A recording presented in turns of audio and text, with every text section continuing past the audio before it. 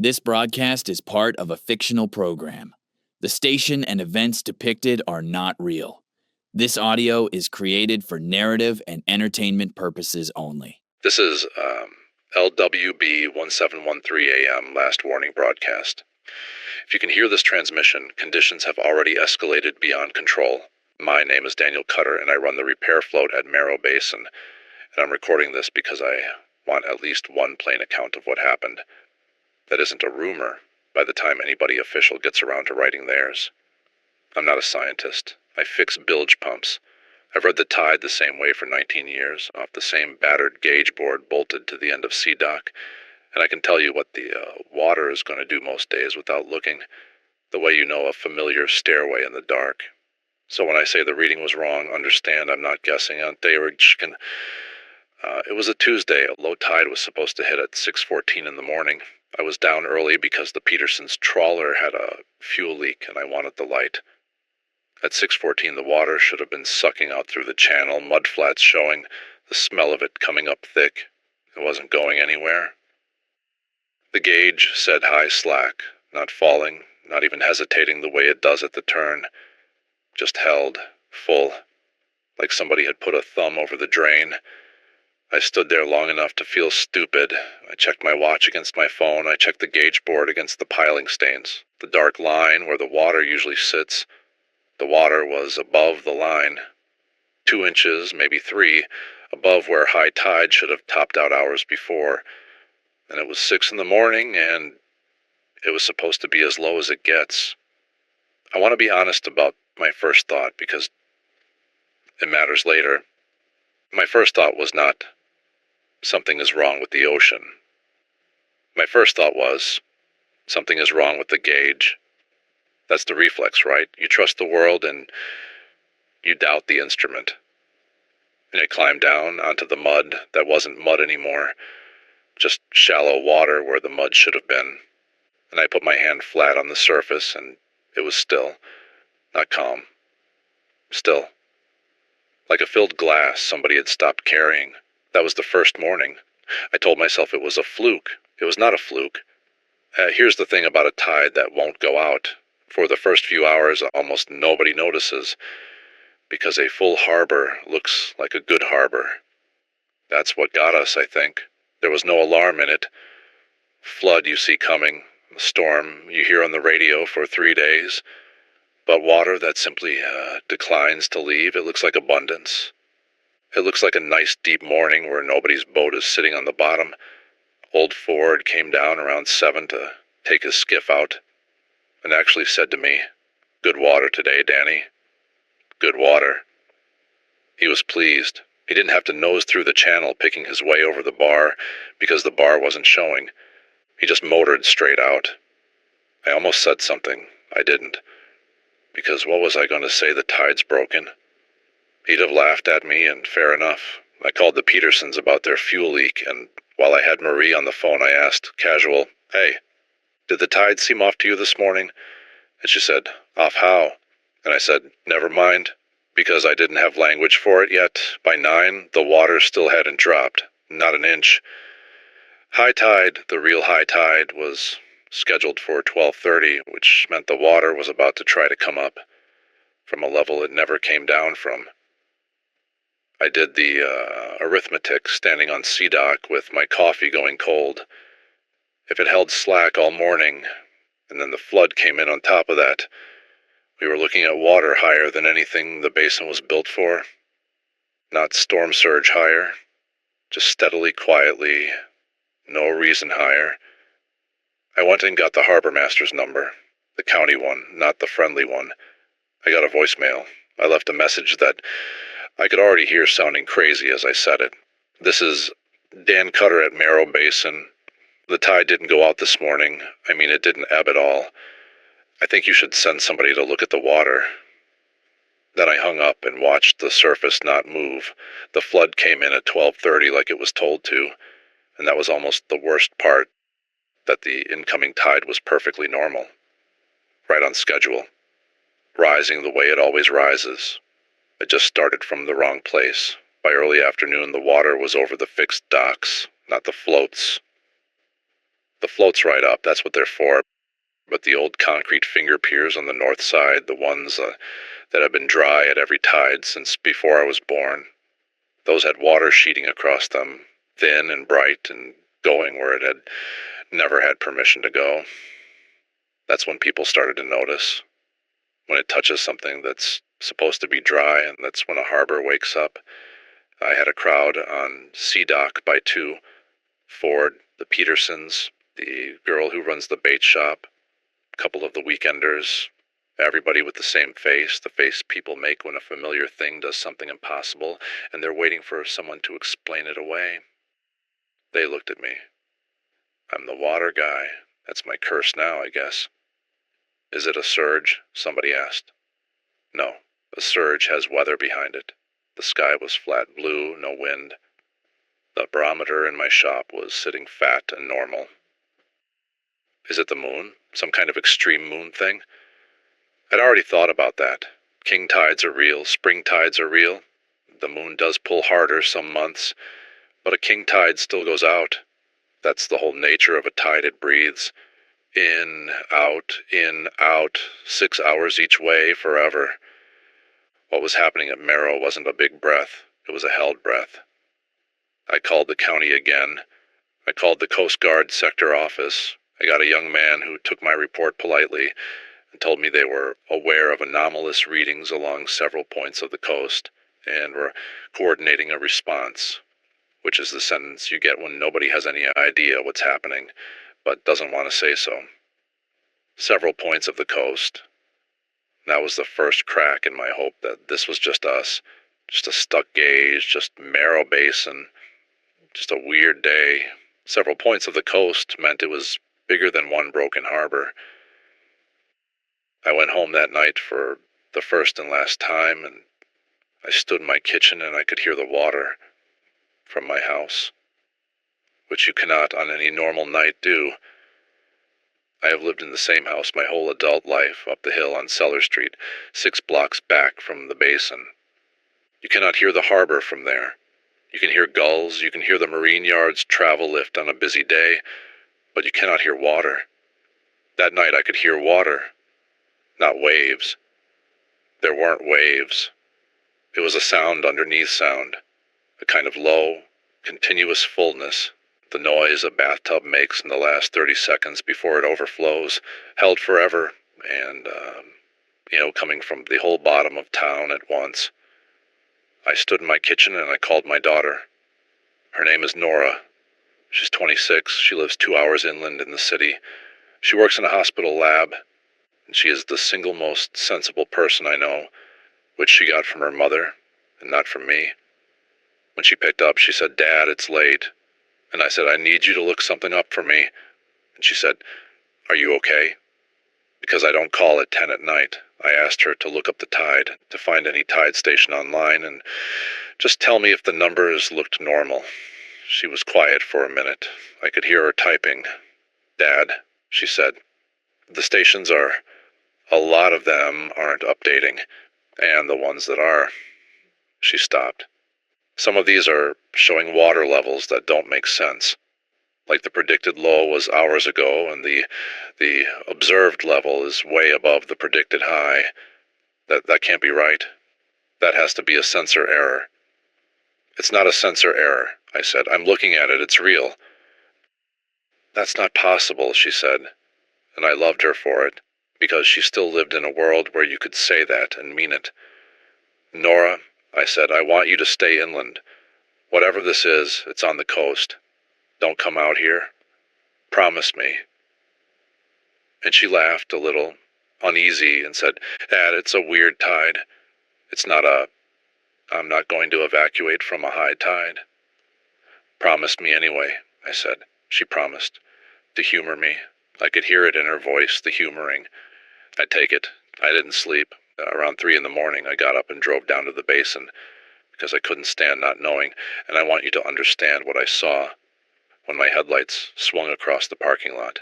The parking lot was gone, underwater, flat, still, black water, all the way up to the road, and not a single ripple on it. By the second day, everybody in Merrow understood we had a problem, but nobody could agree on what kind.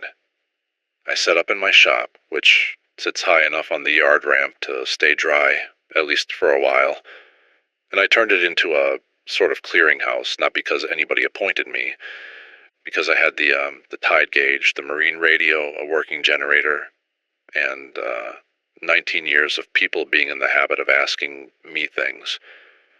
I pulled the tide charts, the official prediction tables, the ones I trust with my life every working day, and I laid them next to what the water was actually doing, and the two had nothing to do with each other anymore.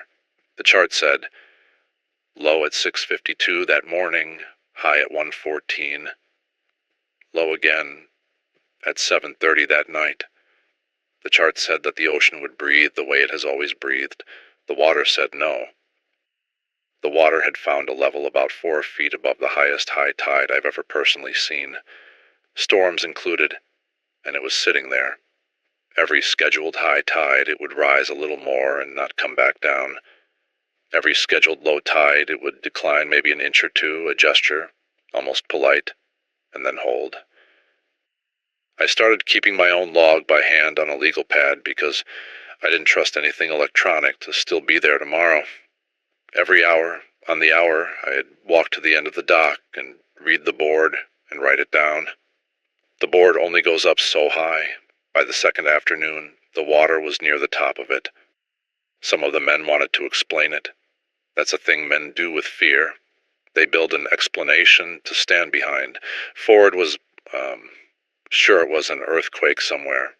A big one that had tilted the seafloor. That at least made sense, a tsunami, water displaced. But a tsunami is a wave. It comes, it wrecks you, it withdraws. This didn't come. It arrived and stayed and kept arriving. The bait shop girl, her name's Priya, she's sharp. She's in community college for environmental science. She said maybe it was thermal. Water expands when it warms. The ocean's been getting warmer for years, and maybe some threshold got crossed. I said, Priya, warm water expanding gives you inches over decades, not 4 feet in a day. She said, I know. And then quieter, I'm just trying to have a reason. I understood that. I was doing the same thing with my legal pad, writing numbers down so it would feel like the kind of problem that has numbers. Like if I measured it carefully enough, it would have to obey the rules that measured things obey. I didn't care about my legal pad. The marine radio told me more than the news did, because on the marine radio it was working people talking to working people. And working people don't have a script. I sat by it most of the second night. Channel 16 is the calling and distress channel. You're supposed to keep it clear, hail somebody, then move to a working channel. That night 16 was just a low murmur of everyone at once. Harbor masters and captains and Coast Guard sectors up and down the coast, and every one of them sounded like a man reading numbers he didn't believe. I heard a station north of us. I won't say where. I don't want to speak for them reporting water over the seawall into the downtown. Not storm water. Standing water, rising slow. No wave action. The man kept saying, no wave action. Like the calmness of it was the thing he couldn't get past. Same as me. It's the stillness that breaks you. Disaster is supposed to be loud. The Coast Guard voices were the ones I listened to hardest, because those are trained people, and you learn a lot from how trained people talk when they're scared. Early on, first day, they were crisp, be advised, anomalous tidal conditions. Mariners use caution. By the second night, the sentences had gotten longer and more careful and full of hedging. At this time, we are unable to provide a projected high water level. At this time, we are recommending vessels move to the highest available moorage. At this time. Every sentence started with at this time, which is how you say we do not know what the next time will bring. Around 2 a.m, I heard something I've thought about every day since. A Coast Guard controller was talking to a cutter that had been sent out to take measurements offshore, to go find the edge of it, I think, to find where the sea was still behaving. And the cutter reported back, that they had gone 40 miles out, and the water was still 4 feet high out there too. High everywhere. No edge, and the controller, the trained controller, the professional, was quiet for a second, and then he keyed up and said, not in his radio voice, in his real voice, "Copy, where's it coming from?" Nobody answered him. There was nobody to answer him. Where's it coming from? That's the question, isn't it? A tide that won't ebb is one thing. But the water was higher. There was more of it, 4 feet of extra ocean everywhere at once. And the ocean is not a bathtub with a faucet. There is no faucet. I turned the radio down after that. Not off. Just down. I needed the numbers to stop for a while so I could keep holding the ones I had. I called Nora. She didn't pick up. It was 2 in the morning. Of course she didn't pick up. You cannot just watch water rise, not if you're the kind of person who fixes things. Your hands want a job. So, on the 3rd morning, I organized the boats. The floating docks were fine. They ride up their pilings, and I'd checked and rechecked that we had enough piling height. And we did, for now. With the little stuff, the skiffs and the day boats, people kept on trailers in the yard. The yard was flooding. The travel lift was standing in 2 feet of water. My shop's ramp had water at the bottom of it.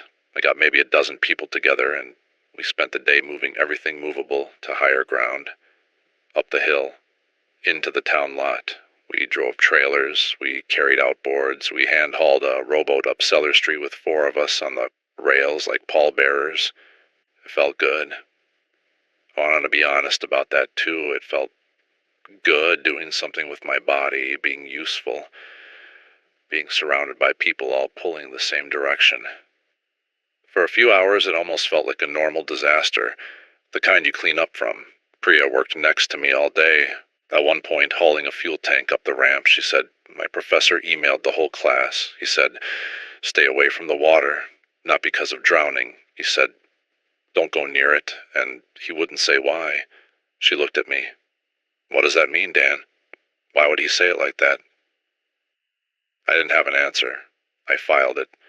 Don't go near the water, and he wouldn't say why. I filed it next to the man on the radio saying, no wave action like it haunted him, and Nora's professor being one of a growing number of careful people saying careful, frightened things. By evening the boats were up and the water was still coming, and I stood at the top of the ramp with a beer somebody had handed me, and I looked down at the basin, and the water was over the shop's bottom step. My shop, where I'd worked for 19 years, and here's what I noticed. Standing there, and I almost didn't say it out loud because it sounded insane. The water was clean. Floodwater is filth, mud, oil, debris, dead things. This water rising into my life was clear. You could see straight down through it to the drowned parking lot, clear as a swimming pool. That wasn't right. That wasn't right at all. I need to spend a minute on the water being clean, because it's the detail that turned this from a disaster in my head into something else. Every flood I've ever seen is dirty, it has to be. Water moving over land picks the land up soil. Silt, gasoline, garbage, whatever's loose. A flooded harbor is a brown soup with a rainbow sheen and things floating in it you don't want to name. This water was rising up over roads, over a parking lot, into a boatyard full of 100 years of grease and paint and rot, and it stayed clear. I got down on the flooded step with a flashlight the 3rd night and shined it in, and I could see the painted lines of the parking spaces underwater, bright yellow, clean, like the water wasn't touching them, wasn't picking anything up, wasn't behaving like water on land at all. I dipped a jar in it. I still had it later. It was cold. Colder than the harbor water should have been in that season. A lot colder. Cold like deep water. Like water that had come up from somewhere far down. And it had no smell. Harbor water reeks salt, iodine, mud, life. This had no smell at all.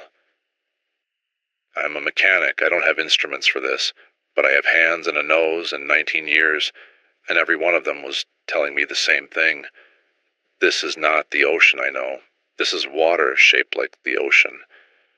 I got on the radio and I asked on a working channel if anyone else was seeing clean water. Clear water, no debris, cold, no smell. I felt like a lunatic asking it. There was a pause. Then a woman's voice, a captain I didn't know from somewhere down the coast, came back and said, "Yeah, we're seeing that. It's clean." And then after a second, "My father fished these waters 60 years. He's standing here with me. He says he's never seen the water do this. He says it's the wrong water." The wrong water, an old fisherman's words, not a scientist's, but I'd have trusted him over any scientist right then. The wrong water, rising slow and clean and cold and silent into a town that had spent its whole existence trusting the sea to leave the way it always left. I called Nora again. This time she answered, and she was crying, a little, trying to hide it. And she said, "Dad, they're saying on the news it's the whole coast, both coasts, the Gulf. They're saying it everywhere. They keep saying, don't panic, and then they don't say anything else." And I said, "I know. Stay inland. Stay high. I love you." And she said, "Dad, come inland, please. Come to me." And I told her I would. I meant it when I said it. By the fourth day, the water had risen high enough to take the low part of town, the part along the waterfront where the seafood places are and the harbor master's office and the little museum, and it did it so gently that I watched a coffee cup float out, an open cafe door, and turn in a slow circle on water that had no current and no wave, just a rising floor.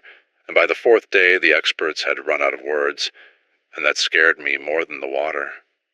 I'd been listening to everything, the marine radio, a battery TV in the shop, Nora reading me news on the phone, and you could hear it happen, the same way I'd heard it happen with the Coast Guard controller. You could hear the language of people whose job is to know things break down in real time.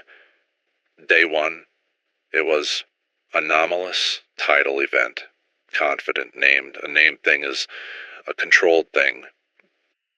Day two, it was oceanographers on the news with careful faces saying words like unprecedented and we're gathering data. Still okay. Still the sound of people who expect to figure it out. Day three, the words got worse. We are unable to identify a mechanism. That's a big sentence from a scientist. That's a scientist telling you that they can measure the what, and they cannot find the why. The water was higher measurably, globally higher, and the total volume of the ocean is not a thing that changes. Water doesn't come from nowhere, but there was more of it. Everywhere. And nobody could say from where. Day four, one of them said the thing that finished me. I was watching the battery TV, and there was a woman, an oceanographer, gray hair, the kind of face that has spent a career being the calmest person in the room. And the anchor asked her the simple question, the only question, where is the water coming from? And she opened her mouth to answer in her calm, expert way, and then she just stopped. You could see her reach for the sentence and find nothing there. And after a second she said, I don't know how to answer that in a way that would help you. And she looked for one moment straight into the camera, straight at me, at all of us, with the face of a person who has understood something she is not allowed to say. And then the segment ended. I sat there in my shop with the water at the bottom of the ramp, and I understood that we were past the part where the smart people fix it. We were in the part where the smart people are as frightened as the rest of us, and the only difference is they know exactly how much they don't know. I turned off the TV, I picked up my legal pad, and I read the reading and I wrote it down, because it was the only sane thing left to do. Measure it, even if measuring it did nothing, especially if measuring it did nothing. The fifth night I heard the sound, and I have to be careful describing it because I've had a lot of time to wonder if I imagined it, and I've decided I didn't, but I want you to weigh it knowing I've had the doubt. It was very late. The town below me was dark, the power had gone in the low sections, the water had gotten into things it shouldn't. I was on the yard ramp with my flashlight doing my hourly reading, though the board was long since underwater, and I was reading against a fence post I had marked myself. And under the stillness of the water, there was a sound, not from the surface, from under it, low, regular. So low I felt it in the fence rail before I heard it in my ears. A slow pulse, spaced out, maybe one every 15 seconds, like something very large and very far down I don't have a good word, not knocking, not a machine. More like the deep, spaced, patient sound a big ship's hull makes settling against a dock, but slower, and coming up through the whole body of the water at once. I put my hand flat on the water. I know Priya's professor said don't, but I did, God help me. I put my hand flat on the cold, clean surface, and I felt the pulse come up through it into my palm, and then I took my hand out of the water fast, because the water was warm, where the pulse had been, for just a second. Cold everywhere, and then a slow, warm pulse passing through it from below, like breath. I want to tell you I ran. I didn't. I stood there like an idiot, and I counted the pulses, because that's what I do, I measure. One every 15 seconds, near enough, steady, not speeding up, not slowing down, the rhythm of something enormous that had all the time in the world. I got on the radio, and I didn't even hail properly. I just keyed up and said, "Is anybody hearing a sound under the water? A low pulse under the surface?" And for a long time, nobody answered. And I thought, okay, Dan, you've lost it.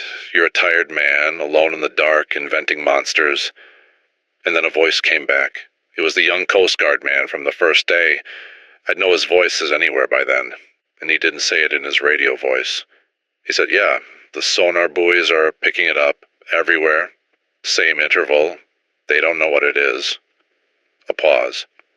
"Sir, I'm not supposed to..." And then a longer pause, and then very quietly, "Get to high ground, please. Just get somewhere high and stay there. Not evacuate, not follow procedure. Get somewhere high and stay there," from a man whose whole job was procedure, said in the voice of somebody talking to a person he'd never meet and would never know the end of. I said, "Thank you." He said, "Good luck," and clicked off, and I never heard him again on the radio after that night, and I've wondered a lot, and I need to tell you about the phone call from Nora on the 5th night, because it's the moment the shape of the thing changed for me, from a coast problem to something I didn't have edges for. She called me around midnight. Her voice was wrong, flat, the voice she uses when she's holding something very carefully so it won't spill. "Dad," she said, "the river's up." Nora lives 2 hours inland, on a river, a small one, that runs down eventually many miles later to the sea. It's a real river, but it's a modest one, a kayak river, a river you could throw a stone across. "How up?" I said. "Over the walking path," she said, "over the park. Dad, it's in the parking garage under my building. It came up overnight, and it isn't going down. It's like yours. It came up and it stopped, and it won't go down." I did the math, and the math didn't work, and that's what broke something in me. 2 hours inland, up a river. Rivers run to the sea does not run up a river. Not 2 hours inland, not against the current, not without a wave, not clean and cold and quiet. Unless the sea was coming up if you knew through everything, every connection to it. Every river, every creek, every drainage pipe and storm sewer and low wet field that had ever, at any point, drained toward the ocean. The whole plumbing of the land, running backward, filling from the bottom. "Nora," I said, is your water clean? The water that's come up, is it clear? Cold?" Silence then. "How did you know that?" "Get high," I said, "top floor. Roof if you can, now tonight. Dad, it's a river, it's not..." "Nora, and I don't yell at my daughter, I never have, but I did then. It's not a river, it's the ocean finding you. Get high. I'm coming to you. I'm getting in the truck right now, and I'm coming inland to you. Do you understand me?" And she was quiet. And then she said the thing that I will hear for the rest of whatever I've got left. She said small, like she was 8 years old again. "Dad, I don't think the roads out are open. The valley's filling. I think I'm already..." And then the call dropped. Not hung up, dropped. The clean, dead nothing of a tower going down or a line going under. I called back 40 times, nothing. I got in the truck. I made it exactly 4 blocks up Cellar Street before I hit water across the road, clean, cold, still water coming up out of the storm drains. The drains that run downhill to the harbor. Except now the harbor was running up through them, and the water was coming up out of the ground itself, out of every low place, filling the valley I lived in from underneath like a bowl held under a tap. I sat in the truck with the water rising around the tires, and I understood I was not going to reach my daughter. I want to describe exactly what it looks like when the ocean comes up through solid ground, because it is the wrongest thing I have ever seen, and I don't think most people will ever have to see it. And someone should have written it down. It doesn't flow in. That's the thing. You picture a flood as water arriving from somewhere down a street, over a bank, a front edge moving toward you. This didn't have a front. It came up. I sat in my dead truck and I watched a manhole cover in the middle of Cellar Street lift. Not blow-off lift, gently floated up on a dome of water and set itself down to the side, and the water came up out of the round hole in a smooth, clear column, an inch high, and just kept coming, spreading out flat and level in every direction at once. And down the street, another one. And in the Hendersons' yard, water rising up out of the grass itself, out of the ground. No hole. Just seeping up through the whole lawn at once, so the grass went dark, and then shining, and then gone under. The whole town filling from the bottom, level. Always perfectly level, because water is level. That's the one rule. It never breaks, even when it's breaking every other rule. It rose the way water rises in a glass.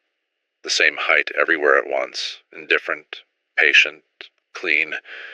I got out of the truck and I climbed, and I don't remember deciding to. I just started going up cellars, up past my own house. My house had water, and the ground floor already coming up through the floorboards. I could see it through the window, shining on the kitchen tile.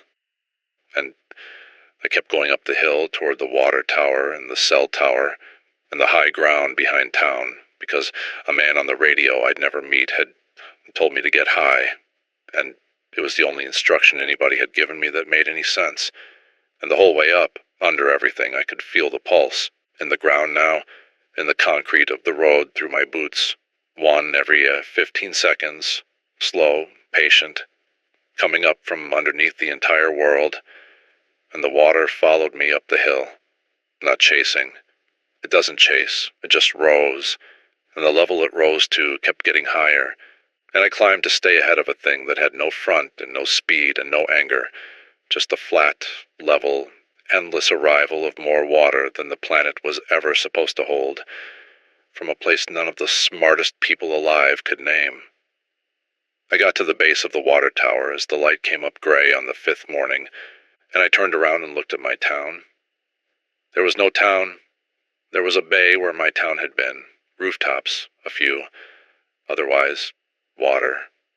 Clean, still, cold, and level to the horizon. There were 19 of us at the water tower by full light. I counted, because counting is what I do, and because I needed everyone counted. Needed there to be a number I was responsible for. 19 people, on the last high ground, behind Merrow, with the sea where the town used to be. Ford made it. Priya made it, soaked to the chest, having half swum the last block. The Petersons, Marie and her husband, made it. And there were people I didn't know. Weekenders, a family with 2 kids who'd been staying at the inn on the hill. And there were people who didn't make it, whose names I knew. And I'm not going to list them, because their families deserve to hear it from someone better than a recording, but I counted their absence too. I count everything now. It's all I've got. The water tower hill is the highest ground for miles. Behind it, the land drops again into the valley, and the valley was filling. I could see it. The same clean water coming up through the fields and the woods and the roads, no front. Just up. We were becoming an island. We were watching ourselves become an island in real time. The last dry knuckle of land with the sea rising smooth on every side. Nobody panicked. I want that on the record. 19 frightened people on a hill, and nobody panicked, because there was nothing to panic toward. Where would you run? Up is the only direction, and there wasn't much more up. So people did the human thing. They organized, they shared what they had. Mary Peterson had a bag of food from her boat. Somebody had a first aid kit. The family with the kids were scared, and every adult on that hill made it their quiet job to keep the kids from seeing how scared we were. I did my hourly reading. I marked the water level against the tower's ladder rungs, a rung I could count against, and I wrote it down on my sodden legal pad with a pencil because pens don't work wet. Rung 4 at 7 a.m., rung 5 at 8, rung 6 at 9, steady, about a foot an hour and holding that rate, patient as anything. Priya sat next to me while I wrote. After a while she said, "Why are you still doing that?" And I thought about it, really thought, because it was a fair question and she deserved a real answer. Because if it stops, I said, I want to be the one who knows exactly when. And because when somebody eventually comes looking, and somebody will come looking, I want them to have real numbers, not rumors. Not a rumor of what happened here. A record, rung by rung. So it counts as real. She looked at the water for a while. Then she took the pad and pencil out of my hands gently, and she said, 9:15, rung 6.5. I'll take the next one. You've been awake for 5 days. And I let her. God help me, I let her. And I slept for 2 hours on a hill above a drowned town, and it was the last real sleep I've had. It stopped at rung 14. I want to be precise because Priya kept the log while I slept, and I kept it after, and between us we have it clean. The water rose about a foot an hour for 11 hours, and then at rung 14, a little after 6 on the evening of the 5th day, it stopped rising. And I need you to understand what this meant to 19 people who had watched the sea eat the world for 5 days. It started to go down. Not fast, slow the way it had come, indifferent and level and quiet. Rung 14. Rung 13.5, an hour later. Rung 13. Somebody cried. More than one. Somebody. The family with the kids held on to each other. Ford said thank God over and over like it was the only phrase he had left. And maybe it was. I didn't cry. I want to tell you why I didn't cry, because it matters, and because it's the reason I'm making this recording instead of just going home and trying to forget. I didn't cry because I was watching the water go down, and I was thinking, where's it going? The water that had come up out of the ground, out of the ocean, out of a place nobody could name, the extra water, the wrong water, 4 feet and then 40 feet of ocean that shouldn't exist. Where was it going now that it was leaving? Water doesn't vanish any more than it appears. If it came from somewhere, it was going back to somewhere. And I stood on that hill and I watched the level drop, rung by rung, and I felt through my boots, through the ground one last time, the slow, warm pulse from underneath. Spaced out, patient. One every 15 seconds, and then, as the water dropped past rung 10, the pulse stopped, just stopped, like a held breath finally let out, like something below had finished doing whatever it had come up to do, and was going back down and taking its extra ocean with it, back to wherever it kept it. The others didn't feel the pulse stop. Only me, I think, because I was the one still measuring, still touching the ground, still counting. To them it was over the moment the water started to fall. Salvation, rescue by nature. The tide turned. The tide came back. Thank God, and I let them have that. I did. They'd earned it. 19 people on a hill, and it went down, and that's a mercy however you tell it. But I stood a little apart, and I watched the water leave as smoothly and clean and levelly as it had come, revealing my drowned town, rung by rung, roof by roof. And I thought, it didn't recede. That's the wrong word. Recede is what a tide does. This left. This chose to leave. This finished and left. And a thing that can choose to leave can choose to come back. When the water finally went off the town, and it took 2 days, slow and level and patient the whole way. It did not leave the mess a flood leaves. I've been in floods. A flood leaves everything ruined and rearranged and filthy, mud a foot thick, cars in living rooms, the high water line drawn in brown scum on every wall, a tide of garbage marking exactly how high the disaster reached. The water at Marrow left almost nothing. I walked back down into town on the 7th day, down Cellar Street, past my own house, and it was clean. That's the wrong word for it, but it's the only word. The streets were clean, washed. The mud that should have been there wasn't. My kitchen when I went in was wet and cold and smelled of nothing. No rot, no sewage, no death, nothing. The water had risen through my whole house and left it rinsed, empty, cold, and things were missing. Small things. Not swept away in a flood missing. Selectively gone. My photographs, the framed ones on the wall, of Nora, of her mother. The frames were there, on the walls level and straight, and the photographs inside them were gone.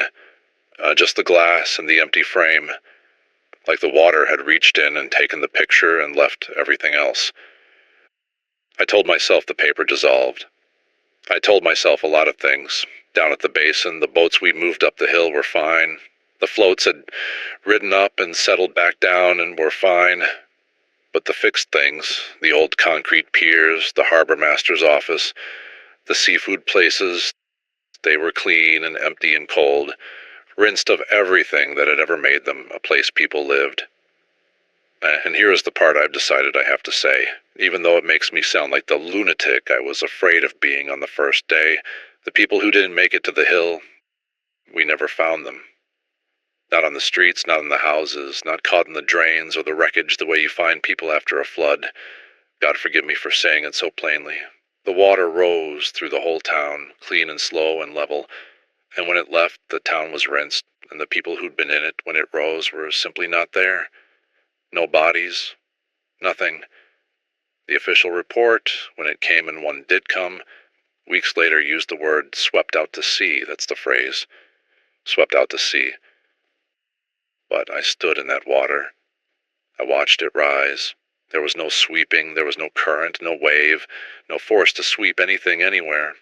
It rose like a filling glass, and it left like an emptying one, and it was clean, and it was patient, and it took what it took gently, and it took the photographs out of the frames. On the 8th day, my phone rang. The towers were coming back by then. Patchy, 1 bar, then 2. I'd been calling Nora's number every hour on the hour the way I'd read the tide. 40, 50 times a day, into a deadline, into nothing, and writing it down. Call, no answer. Call, no answer. On my ruined legal pad, because measuring the silence was the only way I could stand it. And on the 8th day, at 6:14 in the morning, I noticed the time. Of course I noticed the time. 6:14 was when the whole thing started. Low tide on the first day. My phone rang, and it was Nora's number. I want to tell you it was Nora. I answered before the first ring finished. I said her name. I said, Nora, Nora, oh my God, Nora. And there was water on the line.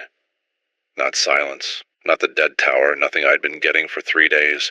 Water, the sound of water, moving, low and full and close. The exact sound I'd heard from my kitchen the first night. The fullness under sound, the held breath. And under the water, faint, spaced out. One every 15 seconds, the pulse. Slow, patient, warm, somehow even through a phone, even in my ear. And then under the water, very far away, or very deep, a voice. I have listened to this recording 100 times. I recorded the call. I recorded it because measuring is what I do, and I've slowed it down and I've turned it up, and I've had people who know audio look at it. And here's what I can honestly tell you. There is a voice. It is a young woman's voice. It says something that might be Dad and might be my name, and might be nothing. Might be water shaped like a word, the way that ocean was water shaped like an ocean. I have chosen to believe it was her. I have chosen it the way you choose to keep breathing. The call lasted 11 seconds. Then it dropped, and the number has never worked again, and no water on any coast has done anything but rise and fall exactly on schedule. Exactly the way it's supposed to, every day since. The tides go back out now, every one of them, right on time. I check. Every 6 hours I check. I need you to understand why I still check. I'm telling you this because the official report is wrong. And I don't mean wrong the way reports are usually wrong, sloppy, or incomplete. I mean it's wrong on purpose, and it's wrong in a specific direction. And the direction it's wrong in is the direction that lets everyone go back to sleep. The report says, unprecedented global tidal anomaly, cause undetermined, likely a combination of seismic and thermal factors, resolved after approximately 6 days, coastal populations advised to return to normal activity. Resolved. That's the word that made me start recording this. It wasn't resolved. Nothing was resolved. Something enormous, something that lives below the floor of the ocean, below the reach of every instrument we have, came up. It filled the world's low places from underneath, clean and cold and patient, up every river and drain and field that ever drained toward it. It stayed for as long as it wanted. It took what it wanted, gently, and it took people and photographs, and left the frames and the walls rinsed clean. And then when it was finished, it went back down and took its extra ocean with it, and the tides have behaved perfectly ever since. You don't call that resolved, you call that finished, for now. And I need somebody, someday, to have the real record, not the rumor, not swept out to sea, the real thing, rung by rung, from a man who stood in the water and put his hand in it and felt the pulse come up through his palm and turn it warm. I'm not a scientist. I told you that at the start. I fix bilge pumps. I read the tide off a battered board bolted to the end of a dock that isn't there anymore. I'm the least qualified person in the world to tell you what came up under Merrow Basin, but I'm the one who measured it, and measuring is a kind of faith. It says this was real. It obeyed some rules even if I couldn't read them, and the rules can be written down, and if they can be written down, then someone smarter than me can someday read them and know when it's coming back, because it is coming back. I don't know how I know that. I knew the tide was wrong before the gauge told me. 19 years of knowing water in my hands. My hands are telling me this too. They went down like a held breath let out. You don't let a breath out unless you're going to take another one. People say it's over. My daughter's colleagues at the hospital, when I finally reached them, said the anomaly resolved and the coasts are safe and life is back to normal. My neighbors who came back to Merrow to rebuild say it's over. The tide charts say it's over. The water rises and falls in and out, 6 hours each way, exactly on schedule, obedient as anything. And they're right. And the way you can see, the tides go back out now. Every one of them. I watch them go. But here's the thing I know that they don't. The thing I built this whole record to hand to you, whoever you are, however long from now you're hearing it. The tide that came up under Merrow never went back out. Not really. The water left, yes, the visible water. The water on my streets and in my kitchen and over my town. That went down and back to the sea, and the sea is behaving. But the wrong water, the clean, cold, patient water with the pulse in it, the water that came up from a place no instrument could name and took the photographs out of the frames that didn't recede, finished, and it went home. And home is down there, under the floor of everything, closer than the ocean and deeper than the ocean. And it is still there, and it is still full, and it is holding its breath.